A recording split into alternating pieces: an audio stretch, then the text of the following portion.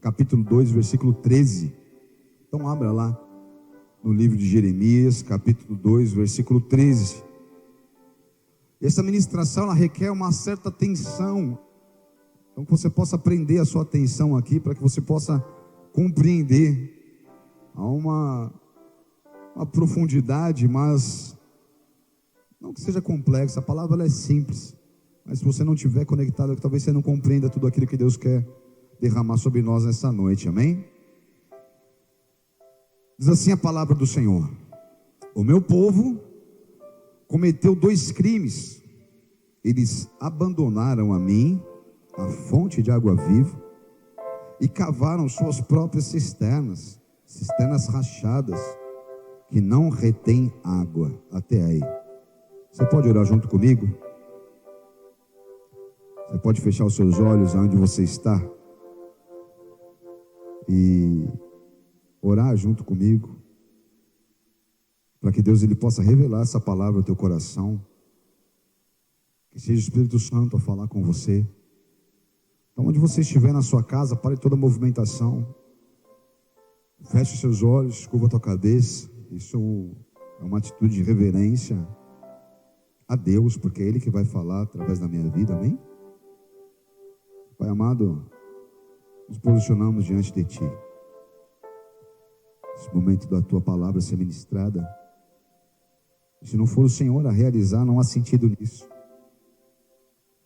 Nós somos as videiras, nós somos os ramos, Tu és a videira, o Pai é o agricultor. E sem Ti, Senhor, como ramos, nós não podemos fazer coisa alguma, não podemos dar fruto, não podemos sequer continuar a vida. Porque se o ramo não estiver ligado na videira, enxertado na videira, ele não tem vida em si mesmo, ele morre e seca. Mas uma vez que estamos em Ti, Jesus, nós temos mais do que tudo aquilo que nós precisamos.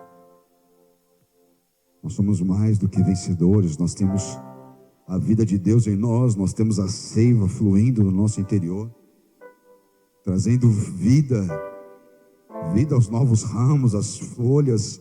As flores brotam, os frutos vêm. Por isso vem sobre nós como a nossa videira. Vem fluir, Senhor, em nosso interior. Vem fluir a Tua vida. Vem se derramar sobre nós. Vem se derramar, Senhor, sobre cada um que está conectado, sobre cada um que está presente, cada um que está ouvindo essa palavra, onde o som da minha voz chega, onde, Senhor, a ministração da Tua palavra estiver alcançando, Pai, ali chegue, Senhor, as Tuas virtudes, ali chegue, Senhor, a presença do Teu Santo Espírito, ali haja o realizar, Pai, da Tua obra, só aquilo que o Senhor pode fazer. Nos colocamos diante do Senhor e eu me humilho como Teu servo.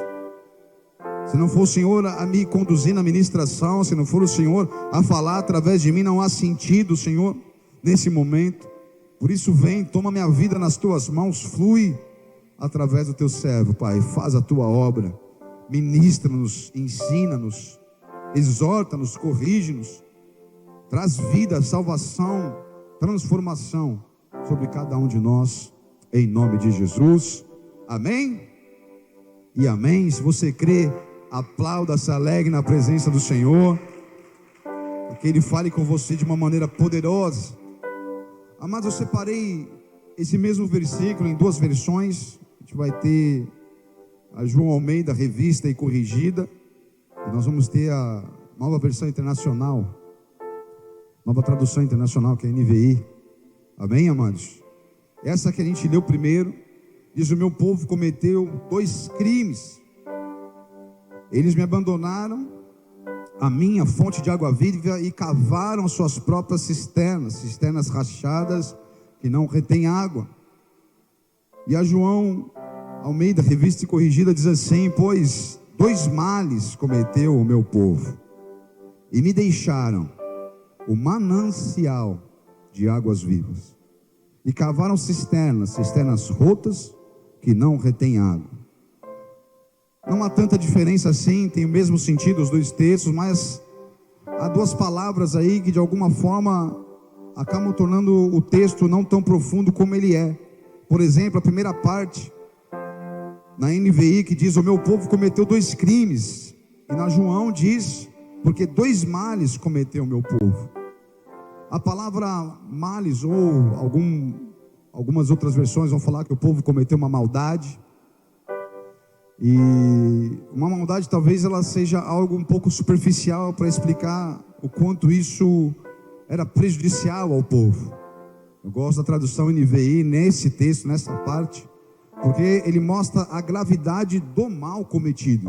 Porque às vezes você fazer um mal pode ser algo não tão grave, algo simples de ser reparado, algo que facilmente você pode consertar, e talvez ele não mostre e não expresse a gravidade dessa atitude. Na NVI eles conseguiram encontrar essa palavra, porque o crime também não deixa de ser um mal cometido, mas ele já mostra que é um mal cometido e traz o sentido de uma atitude que precisa de reparo, uma atitude que precisa de punição. É algo tão grave que precisa de alguma forma você reparar aquele mal, e talvez com algum tipo de punição, como eu já disse aqui, algo que precisa ser reparado. É uma transgressão à lei, mas uma transgressão tão grave que ela é vista como um crime. Estão comigo, amados? Uma prática de um mal tão ruim que se torna condenável de certa forma. E se você ler a sequência do capítulo ali de Jeremias, você vai ver a gravidade da situação e como aquilo trazia consequências sérias sobre o povo. E da mesma maneira continua trazendo consequências sérias àqueles que transgridem de tal forma. Amém? E na sequência ele diz: eles me abandonaram a mim, a fonte de água viva. Aí, amados, essa palavra fonte, ela acaba sendo superficial na NVI, e a João Almeida acaba nos servindo melhor. Amém? Porque a fonte, talvez para o nosso contexto, para a nossa cultura, você pensa numa fonte de água. Agora, quando você fala do manancial, elas têm o mesmo sentido também, mas o manancial ele já te remete mais a um lugar onde você tem nascentes. O manancial é o lugar onde os rios nascem. O manancial ele é a fonte das águas, mas ele é esse lugar de águas vivas, ou seja, elas não param de jorrar. É um manancial de águas vivas. O significado da palavra manancial é local onde a água se origina, nascente ou fonte, que pode ser considerado o início de fonte durável de qualquer coisa, que jorra ou corre de maneira ininterrupta e sem cessar. Então ela acaba nos servindo melhor, porque assim é o Senhor. Ele é uma fonte de águas ininterrupta, ele não para de jorrar. Há sempre novidade de vida, há sempre coisas novas. O Senhor, ele nunca seca. Você nunca vai chegar talvez seco ou desesperado diante de Deus e vai lhe faltar de alguma forma águas vivas a jorrar do seu trono. Ele é uma fonte de jorrar, a jorrar de uma maneira ininterrupta. Ele é uma fonte de águas que não cessam de jorrar. Eu não sei se você já teve a oportunidade, a experiência de visitar uma nascente. É gostoso pregar com a igreja. Eu sei que você pergunta, a galera responde, amém? Mas enfim, você que está na sua casa aí, não sei se você já teve essa experiência. Nós, por exemplo, lá em São Paulo, quem consegue ir até a nascente do rio Tietê, acaba tendo uma experiência maravilhosa. Porque o rio Tietê, dentro da cidade, ele é um rio poluído, sujo, praticamente morto. A não ser quando você acha, coitado, umas capivaras lá, até uns jacaré que chega ali.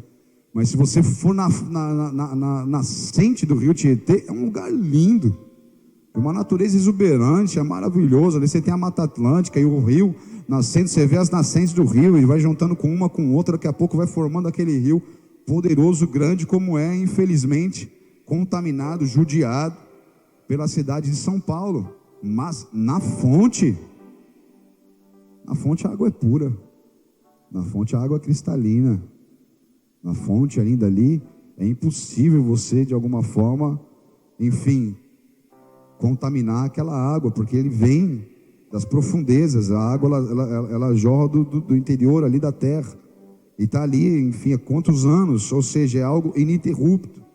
Eu, quando era menino, acho que eu tinha uns 12 anos de idade, fiz uma viagem para o Mato Grosso. Hoje eu sei que é bem badalado lá, tem até muitos hotéis, que é a cidade de Bonito, do Mato Grosso do Sul. Mas na época era mais roots, era mais raiz. Para ficar lá se acampava. E meu pai fez questão de levar a gente lá. Meu pai era meio doido. Ele pegava a gente lá de São Paulo, botava dentro do Fusquinha e subia para o Mato Grosso do Sul. 18 horas, a gente encalhava no meio das terras lamacenta lá, enfim. Numa dessas vezes aí, ele quis levar a gente para Bonito. Ele serviu o exército lá, ele conhecia um monte de lugar. E aí nós fomos para Bonito, cara, maravilhoso lugar. Já tinha alguns passeios para se fazer ali. Você podia visitar a Gruta do Lago Azul, se eu não me engano. E aí teve 2 lugares que me marcaram. Um era um manancial, era nascente de um rio que chamava Aquário. Você mergulhava naquele lugar com uma máscara assim, você enxergava, sei lá, a visibilidade que tinha aquilo. Eu não mergulho, mas acho que tinha uma visibilidade de uns 50 metros, porque eu via de longe os peixes, via a galera mergulhando, parecia um outro mundo muito lindo, cara. E tinha um outro lugar que era o Rio Sucuri, que você também subia ele, e aí você chegava lá, era lindo de ver, porque você via a água brotando do chão, umas areinhas ficavam tipo borbulhando assim, você via aquilo em todo canto. No aquário não era diferente, mas depois aquilo formava um lago, e aí virava um rio, e você descia o rio, chamava Rio Sucuri. O nome do rio dava medo, né? Mas não vi sucuri, vi um monte de peixe lá. E era a mesma coisa, você botava a máscara no colete e soltava na correnteza do rio. Cara, que passeio sensacional, que coisa linda de ver. Agora, é marcante você ver a nascente de um rio, porque da nascente para lá não tem nada, mas dali o rio sai, ele brota, ele vai levando vida, enfim, condições para que toda a natureza seja sustentada ali por todo o canto. Isso é algo maravilhoso, amém, amados? Então guarda isso. E aqui, como eu falei, a João Almeida ela nos serve melhor, fala desse manancial de águas vivas. Só que o Senhor, ele apresenta aqui os 2 crimes, os 2 males que o povo cometeu. Um foi abandonar o Senhor, e o outro foi não só deixar de beber desse manancial, dessa fonte de águas vivas, mas cavaram para si cisternas rachadas que não podem reter água. Que você possa de alguma forma se projetar para essa realidade. Imagina uma terra ressequida, porque naquele tempo Judá era uma terra seca. Nós podemos perceber muito isso lendo a história, lendo a Bíblia. Você vai ver que quem conseguia abrir um poço, amados, era alguém que se tornava próspero. Então você vê Abraão abrindo poços. Você vê os poços que Abraão abriu sendo mencionados até no Novo Testamento. Quando Jesus, por exemplo, está tendo uma conversa com aquela mulher samaritana à beira do poço, ela fala: quem abriu este poço aqui foi nosso pai Abraão. E ela está, na verdade, peitando Jesus, né? Falando: por acaso você é maior que o nosso pai Abraão, que abriu esse poço? E Jesus está falando que ia dar água para ela beber, que ela nunca mais ia ter sede. Enfim, então você vê Abraão abrindo poços, de como ele prosperava. Você vê que chega uma hora que Ló escolhe um lugar para ir, onde havia mais águas. Ele vai para um lugar seco, mas ele abria poço, e os poços brotavam água. Tanto é que a briga entre Abraão e o seu primo eram porque os pastores deles começaram a brigar por causa dos poços. Eles tinham conflitos por causa disso. E aí depois você vê o filho de Abraão, Isaac, tendo problemas também, porque ele abria poços, as pessoas entulhavam os seus poços, enfim, os seus vizinhos, de alguma forma tentar não deixá-lo ser tão próspero assim. Enfim, uma terra seca, pessoas precisavam de água. Agora o Senhor, ele está falando: olha, eles estão preferindo viver de cisternas, e cisternas complicadas, porque elas não retiam a água. Você imagina o que é uma cisterna rota, uma cisterna rachada, amados? A gente tem uma realidade aqui, que a gente sabe a dificuldade que é aqui no sertão, e a alegria que é, às vezes, para ter um caminhão-pipa.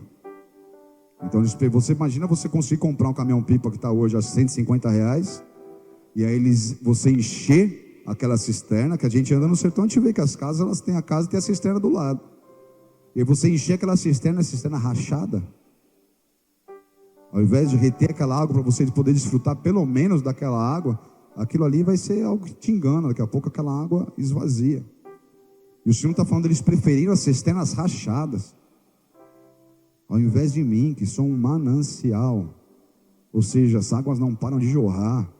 Estamos falando de água fresca, de água pura, de água cristalina, de água que não para de jorrar. E eles preferiam suas cisternas rotas, suas cisternas rachadas, ao invés do que a mim. E isso foi algo tão grave para Deus. E cavaram as suas próprias cisternas, cisternas rachadas que não retêm água. Amados, alguém que escolhe, não acredite que isso é difícil. Na verdade, isso é muito mais comum hoje do que o que nós possamos imaginar. Pessoas que, ao invés de escolher o Senhor como seu manancial de águas, acaba criando para si ou provendo para si cisternas, que são cisternas rachadas. São pessoas que, ao invés de beber das águas do Senhor, ao invés de permitir com que o Senhor seja aquele que provê para você a vida, aquele que te preenche, aquele que te dá paz, aquele que te sacia, aquele que te leva a um lugar de plenitude, aquele que te deixa num lugar onde você está guardado, por mais que as situações à sua volta de alguma forma te assolem, Ele está provendo, não falta água, Ele provê. Mas as pessoas, elas têm dificuldade, e amados, esse é um ponto de crise no Evangelho, porque o Evangelho, ele é para nós as boas novas, mas de um Deus que veio trazer as boas novas a respeito da chegada do teu reino, a respeito da chegada da sua presença, da sua comunhão com o seu povo, com aqueles que creem. E existe uma grande crise, um grande conflito aqui, porque muitas vezes as pessoas falando de nós, a igreja, nós cremos nele para perdão dos nossos pecados, nós cremos nele para a salvação, mas nos falta a ousadia para habitarmos nesse lugar da presença. E tudo que foi feito para que estivéssemos na sua presença, e é na sua presença que as águas jorram, é no seu trono que as águas jorram. O Senhor, é claro, Ele não está falando aqui de águas de forma física, onde Ele iria suprir, mas é claro que é Ele que traz também a provisão, amém? Traz as chuvas, ou o manancial que fosse, mas Ele está falando de uma sede que nós temos na alma, de uma sede que nós temos do Espírito. E o seu povo, ao invés de beber dele, que seria o manancial, é um povo que nesse tempo aqui começou a fazer o quê? Começou a criar para si deuses, começou a aceitar a adoração de outros deuses, de deuses estrangeiros, ao invés de estar na presença do Senhor e beber dele, e ser suprido por ele. Não tinham a paciência, ou enfim, a atitude de ter essa comunhão. E quantas pessoas não estão fazendo isso hoje? Se aproximam de Deus de alguma forma, mas depois o abandonam, o rejeitam, e fazem isso constantemente, fazem isso muitas vezes frequentando uma igreja, fazem isso outras vezes conhecendo o Senhor num tempo, mas o abandonando completamente num outro tempo. O abandonaram, e o Senhor está chamando isso de um crime, um mal terrível, um mal condenável, um mal digno de sentença. Pessoas que começam a cavar as suas próprias cisternas, ou seja, prover para si aquilo que na verdade, amados, só Deus pode prover. Então essas pessoas começam a de alguma forma querer achar a sua paz em algum lugar, começam a querer encontrar a sua alegria em algum outro lugar, ou a sua paz em alguma coisa, ou em alguma pessoa, ou a sua alegria também em ou uma plenitude em algum tipo de relacionamento, ou em algum tipo de conquista, ou adquirindo algum bem. São coisas enganosas. Eu estou transferindo isso, amados, falando de um contexto de pessoas crentes, de pessoas que andam com Deus, sem falar de pessoas que servem literalmente a outros deuses.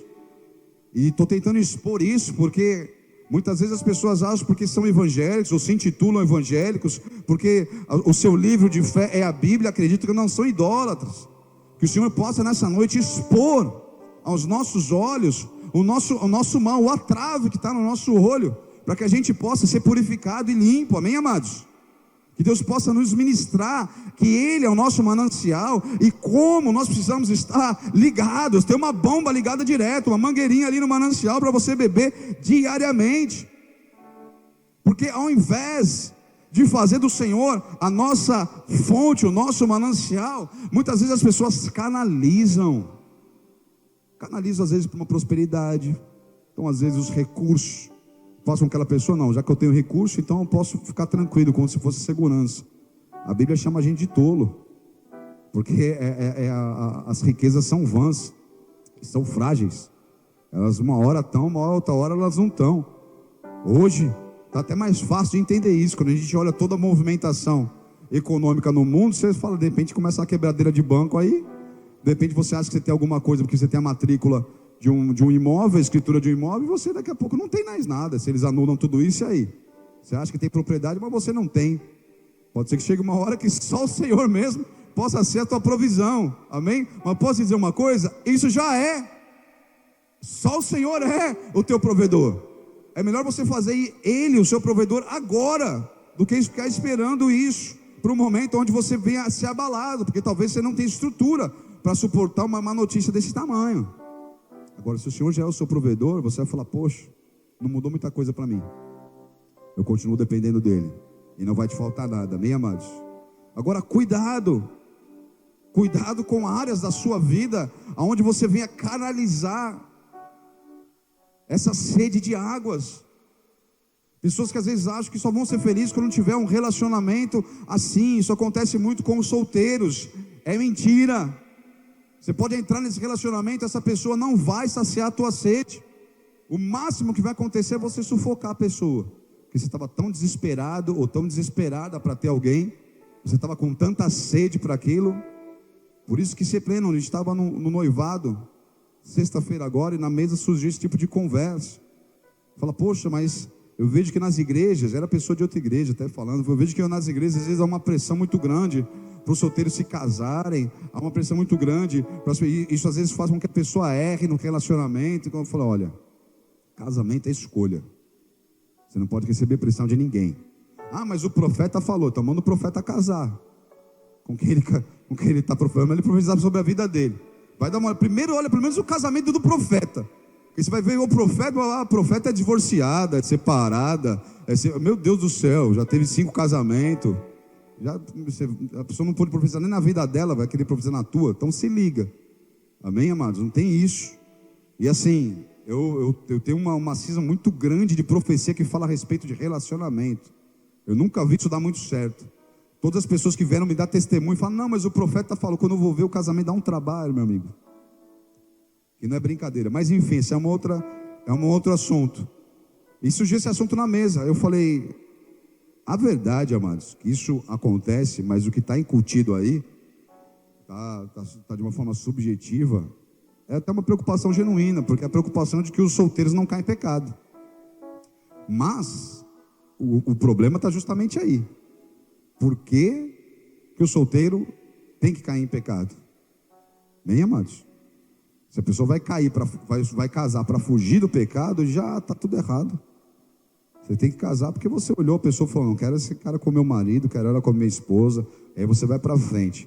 Agora, se você quer suprir áreas da sua vida, você está desesperado para de alguma forma, você não consegue ficar sem ter uma companhia, é porque o Jesus já não é tua companhia, o Espírito Santo já não é teu companheiro.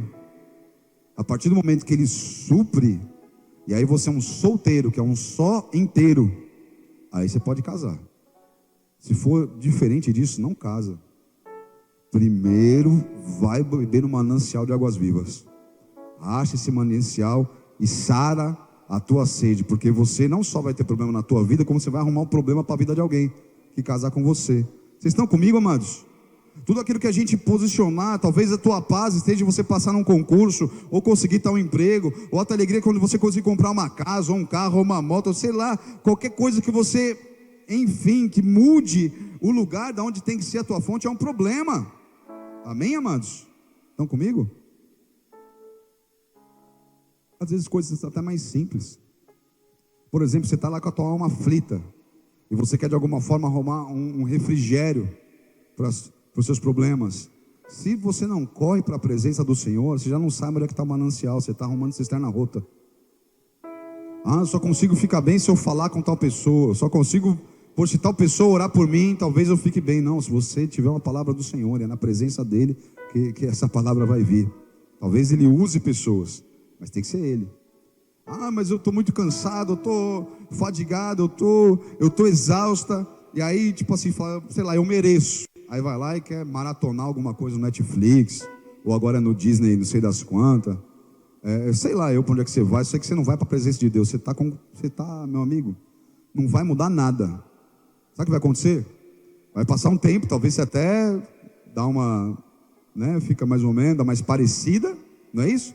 Mas é uma cisterna rachada, não retém água. Daqui a pouco aquela água vaza, e você está desesperado ou desesperada de sede mais uma vez. Aí você talvez busque isso num relacionamento, vai lá, acha uma pessoa, né? Enfim, talvez não sei como é que você está vivendo, mas você vai lá e sai com alguém. Eu não sei, talvez busque isso no sexo, no pecado, e fica achando que aquilo é uma cisterna rota, vai te preencher minutos. Na sequência vai vir um buraco naquela cisterna, vai te trazer um vazio tão grande que é desesperador. Vocês estão me entendendo? Amém? Quem tem que ser isso, amados, eu não estou falando de um momento. É isso que a igreja precisa entender. Isso é algo constante. Amém? O corpo humano, ele não consegue, ele até consegue ficar muito tempo sem comida, mas sem água. Você até consegue fazer um jejum longo, como Jesus fez de 40 dias, bebendo água. Sem água você não fica. Quantos por cento do nosso corpo é água? 80%? 90% do corpo é água? Quem pode me dar essa resposta aí? Dá um Google rápido aí. 70%? Depende, do neto é mais. Ele bebe muita água. Enfim, cara, a maior parte do teu corpo é água. Você precisa de água. É como se Deus estivesse nos mandando uma mensagem, falando: olha, você não vai conseguir viver sem mim, você vai precisar beber das águas. Não tem como, a água é uma coisa que você precisa. Qual que é a primeira coisa que você faz de manhã? Não é tomar um copão de água? Tem uma mensagem nisso, amados. A primeira coisa que você precisa fazer é buscar o Senhor. Lá em Êxodo, capítulo 30, versículos 6 ao 9, olha só como que Deus já começa a sinalizar para nós. Os sacerdotes precisam permanecer constantemente perante o Senhor. Êxodo 30, do versículo 6 ao 9, diz assim: coloque o altar em frente do véu, que se encontra diante da arca da aliança, diante da tampa que está sobre ele, onde me encontrarei com você. Arão queimará incenso aromático sobre o altar todas as manhãs, quando vier cuidar das lâmpadas, e também quando acendê-las ao entardecer. Será queimado incenso continuamente perante o Senhor, pelas suas gerações. Não ofereçam nesse altar nenhum outro tipo de incenso, nem holocausto, nem oferta de cereal, nem derrame sobre ele ofertas de bebidas. Igreja, em nome de Jesus, que o Espírito Santo nos te dê entendimento nessa hora, porque o que o Senhor sempre quis, amados, foi uma nação de sacerdotes. Por erros, pelo pecado, pela corrupção e prostituição do povo, que ele teve que levantar Arão, depois a tribo de Levi e depois a casa de Zadok. Mas enfim, ele teve que levantar sacerdotes, mas ele sempre desejou uma nação de sacerdotes. Depois Pedro vem declarar isso, que nós somos o povo escolhido do Senhor, sacerdócio santo, um povo eleito, amém, amados, do nosso Deus. Ele nos fez assim. E aqui, essas são as coisas que são na verdade uma sombra daquilo que é o verdadeiro. Então perceba que quando o Senhor está mostrando para Moisés como deveria ser a prática, o ofício, aquilo que era contínuo, permanente, diário, diante dele, ele estava dizendo para se colocar em frente ao altar, amém? Colocar em frente o véu, que fica diante da arca da aliança, a arca da presença, aonde ele se encontraria, onde eles teriam comunhão. E o sacerdote, ele queimaria o incenso no altar, quando? Todas as manhãs, amém, amados? Quando vier acordar das lâmpadas, e depois, quando voltar para acendê-las ao entardecer, será queimado o incenso continuamente perante o Senhor, pelas suas gerações. Eu preciso te fazer uma pergunta. Você tem queimado incenso na presença de Deus? O incenso, amados, ele é um símbolo da oração. Ele é um símbolo da comunhão. É o lugar onde as coisas acontecem. Ananias, por exemplo, o marido de Isabel, ele fica sabendo que vai ter o seu filho João Batista, quando ele está queimando incenso, no momento da oração. Os anjos estão levando, com taças de ouro, as orações dos santos, na presença, diante do trono de Deus, e a resposta de outros milhares de anjos que voltam em resposta às suas orações. O incenso é quando você queima oração. Um sacerdote, ele deve queimar incenso todas as manhãs. Deixa eu te dizer uma coisa: queimar incenso não é você acordar pela manhã e ver as mensagens que você tem no WhatsApp. Queimar incenso não é você abrir o seu Instagram, o seu Facebook, para ver o que aconteceu, que mensagem que tem, se alguém curtiu o que você postou, ou deu uma olhada nos seus stories. Queimar incenso é você acordar pela manhã e falar: bom dia, Espírito Santo de Deus. Obrigado porque mais uma vez meus olhos se abriram. Você entrar diante dele e começar a beber da fonte das águas. Algo diferente disso é você beber nas cisternas rotas. Algo diferente disso é você se preencher com algum tipo de entretenimento, mas daqui a pouco aquilo vaza. E uma angústia. Tem pessoas que estão angustiadas, pessoas que estão deprimidas, pessoas que estão entristecidas, pessoas que estão assoladas. Mas que água que você está bebendo?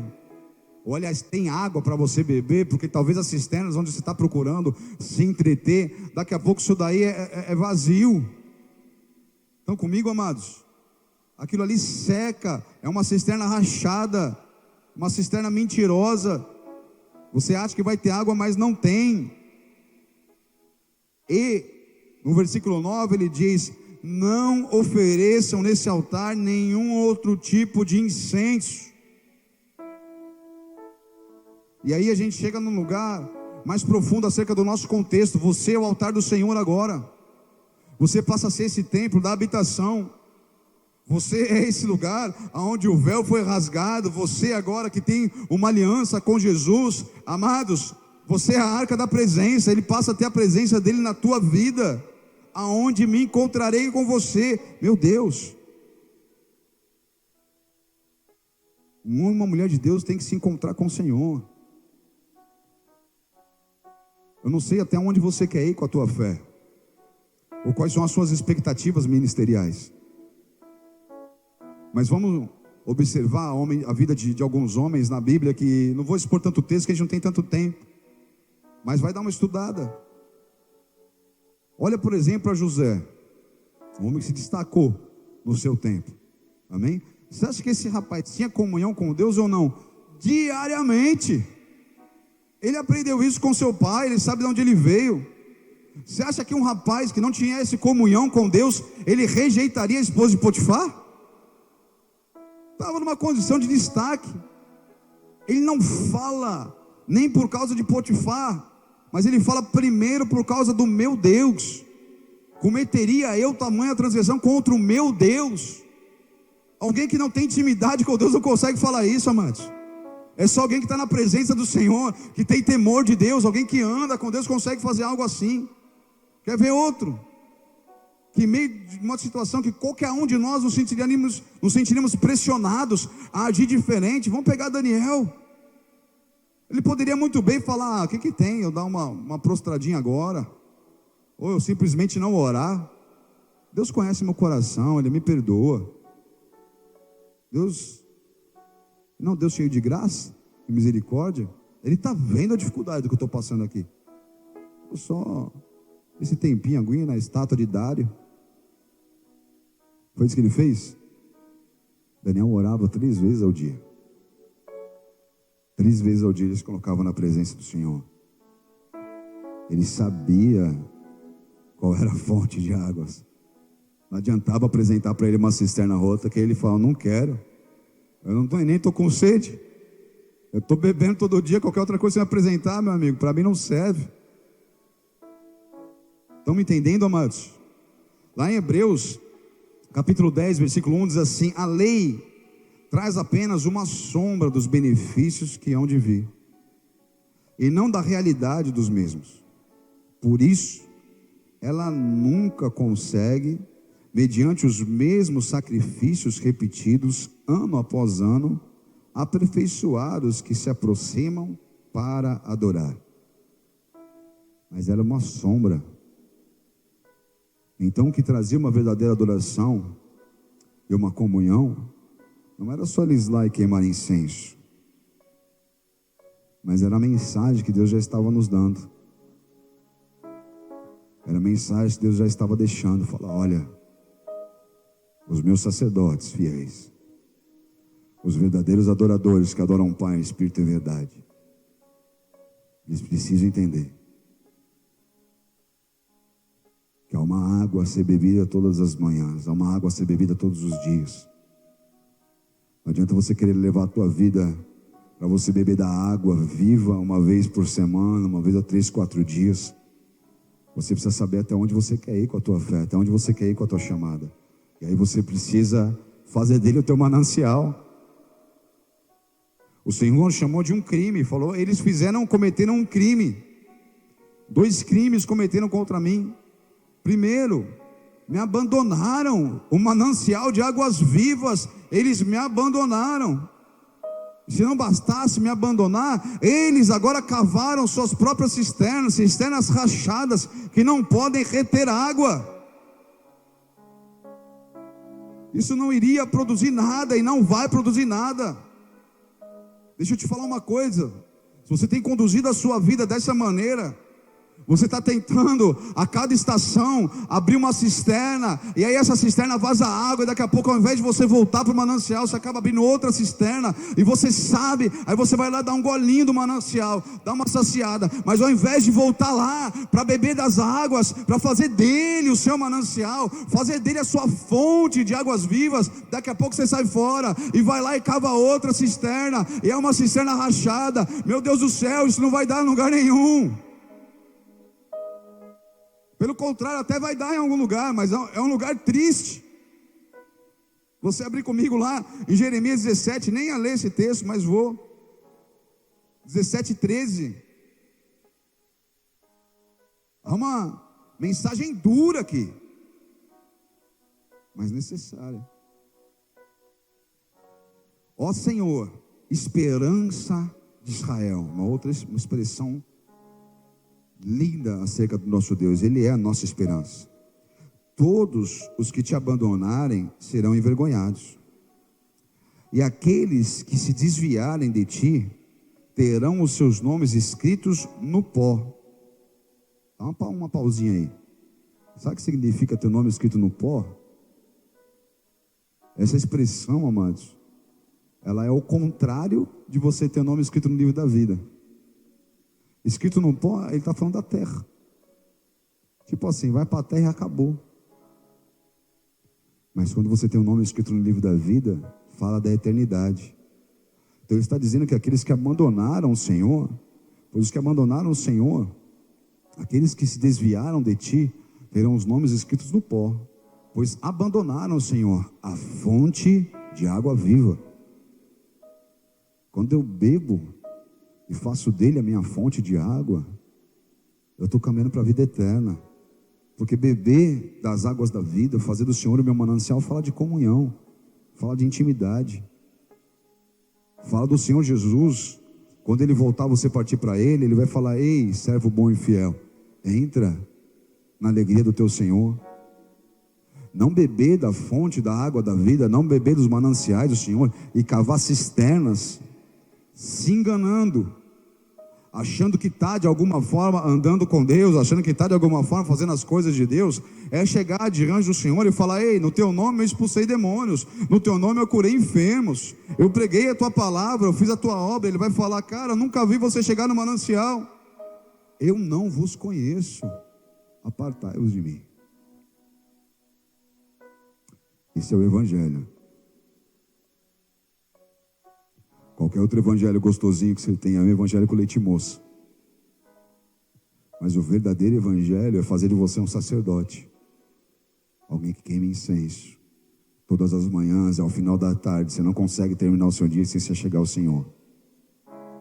Alguém que faz isso Não fica olhando para um lado e para o outro, achando defeito em um e no outro, e sobre o defeito de um e do outro, você começa, de alguma forma, a condicionar a sua fé. O que Jesus tem a ver com isso?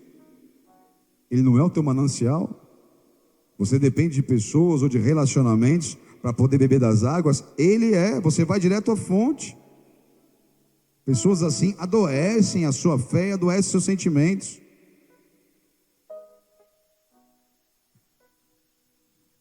Hebreus 10 entra no versículo 2: e se pudesse fazê-lo, não deixariam de ser oferecidos, pois os adoradores têm sido purificados uma vez por todas. Mas, aliás, não mais se sentiriam culpados de seus pecados. Olha que coisa linda.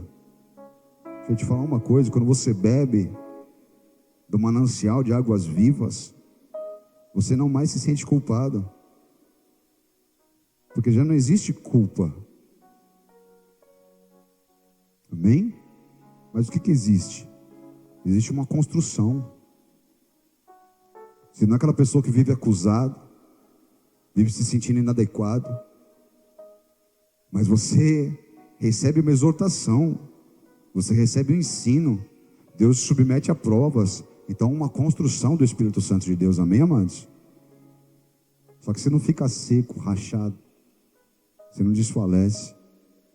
Por isso que todos nós precisamos beber da fonte, todos nós precisamos estar no manancial das águas vivas. Meu Deus, nos livre, Senhor, que Deus possa te livrar de todo tipo de engano, de toda situação que de alguma forma te ilude, ao ponto de você construir cisternas. Toda dor ou dificuldade que te leva a um engano, ao ponto de você não correr para o manancial, mas de alguma forma sabotar a tua caminhada e tentar construir cisternas para você, seja num relacionamento, seja no entretenimento, seja em condições financeiras, eu não sei. Cada um de nós sabemos, eu sei das tentativas que possam vir sobre a minha vida para mim tentar levantar uma cisterna.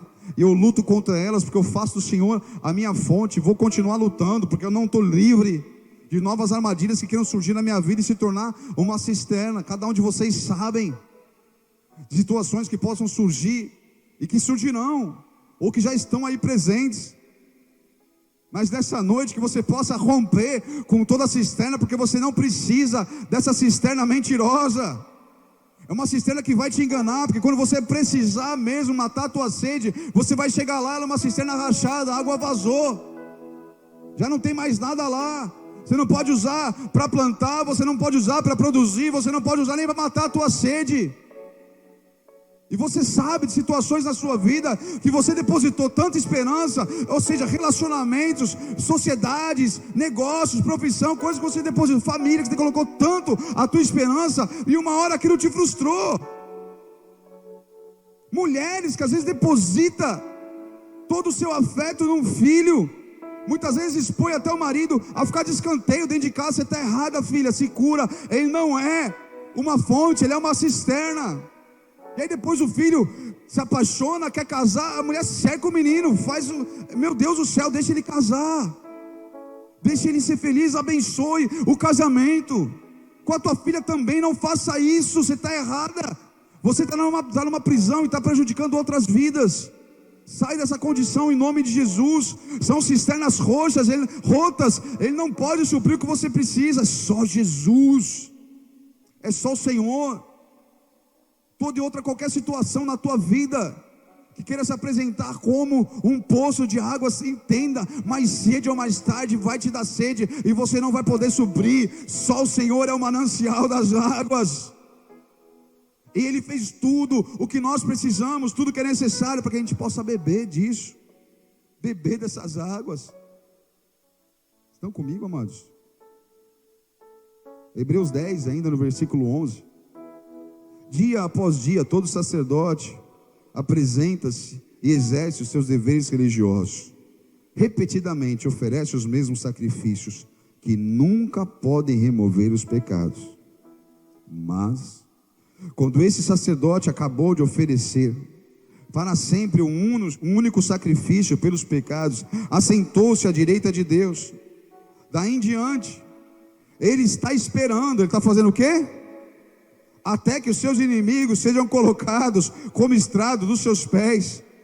Porque pelo único sacrifício, por meio de um único sacrifício, ele aperfeiçoou para sempre os que estão sendo santificados. Os que estão bebendo do manancial são aqueles que vão colocando o inimigo no seu lugar, porque você já entendeu que ele já foi julgado, você vive a justiça de Deus, você na verdade compreende que o Espírito Santo está em você e você está sendo santificado por ele. O Espírito Santo também os testifica a esse respeito. Primeiro ele diz: esta é a aliança que farei com eles depois daqueles dias, diz o Senhor. Porei as minhas leis em seus corações e as escreverei em suas mentes. E acrescenta: dos seus pecados e iniquidades não me lembrarei mais. Você já não se sente mais acusado. O que existe em você é uma construção de um filho. E acrescenta: onde essas coisas foram perdoadas, não há mais necessidade de sacrifício pelo pecado. Portanto, irmãos, temos plena confiança para entrar no Santo dos Santos, pelo sangue de Jesus, por um novo e vivo caminho que Ele nos abriu por meio do véu, isto é, do seu sangue. Deixa eu te dizer, o sacerdote da antiga aliança, ele ia lá todos os dias, mas ele não podia entrar no Santo dos Santos.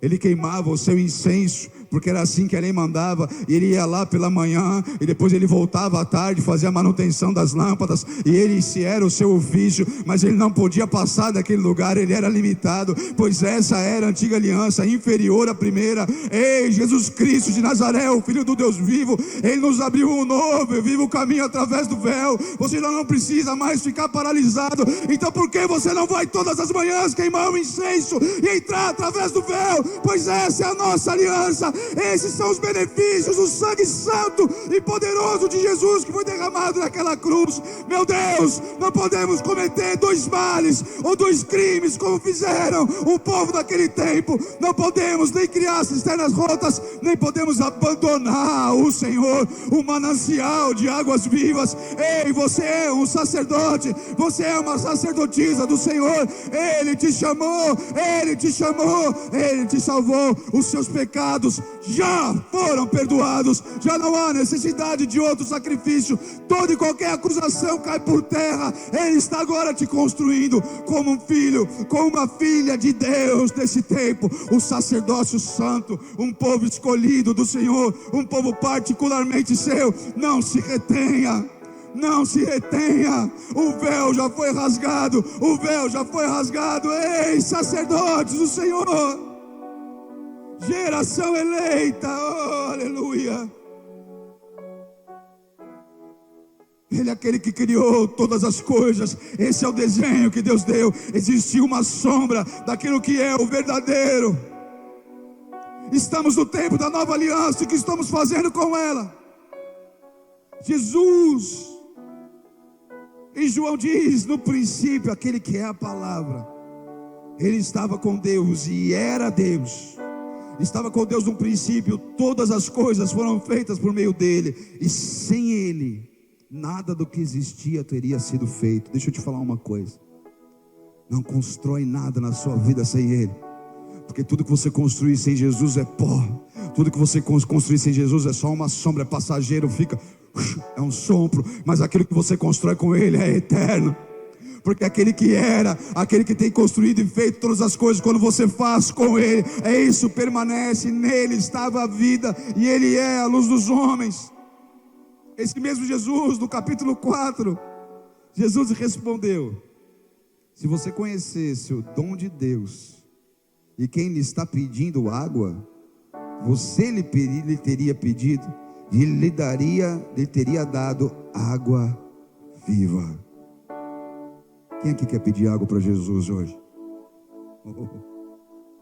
Quem aqui quer pedir para ele: Senhor, dá-me de beber? Oh, Jesus, entendeu, filha, porque eu fiquei daquele jeito naquela hora que você começou a ministrar? Venha e beba, porque é o Senhor nos convidando aqui nessa noite. Venham e bebam, venham e bebam. O caminho para o manancial está aberto. Você só precisa dar passos e ir e beber.